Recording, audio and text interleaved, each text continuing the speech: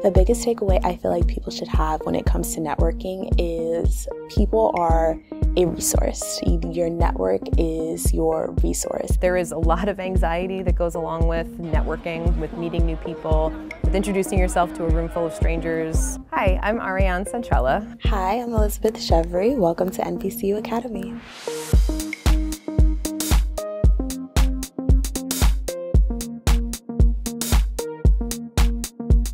Your network really is your community in your professional life. The kind of people that make up your network should definitely be adjacent to your goals. The most important step of understanding who it is that you need to have in your network is understanding what it is that you want out of your network. You should always be nurturing those opportunities and kind of following organizations that are of interest and reaching out and staying in contact with hiring leaders or people that you know that might have gone to companies that you're interested in. In today's day and age, social media is your best friend. Being active on LinkedIn, making sure that you are making those connections with the right groups and making sure that you are being intentional about having those conversations and being in these networking places. Your elevator pitch should be brief.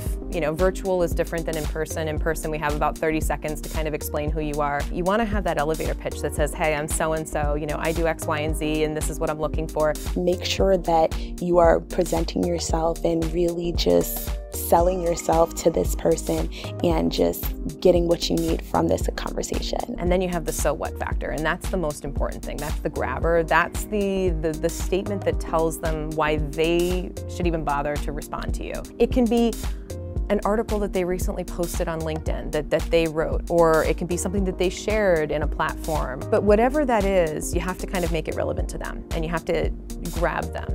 After you make your initial connection, you want to set up some time, whether that be in the next 2 weeks, the next 3 weeks. Just have regular touch points with those people. You want to just show that you're interested in them, not just the connection that they give you. Nurture your network by your own input. Social media, LinkedIn, various business platforms, industry-related platforms.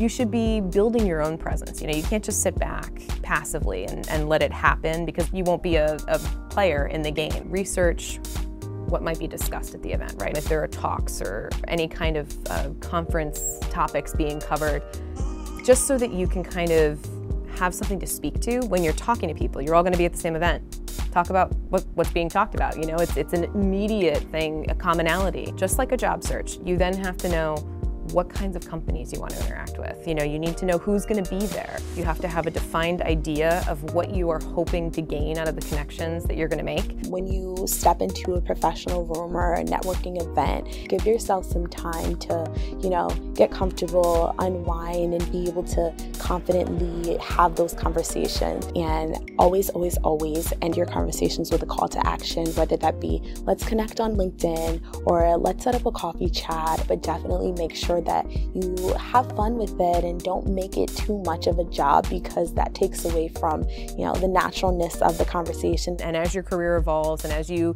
meet new people and you keep reaching out to people and you keep shaking hands or sending messages, you tweak your practice and you get more comfortable, because it will get better over time. And the more that you do it, the better you get.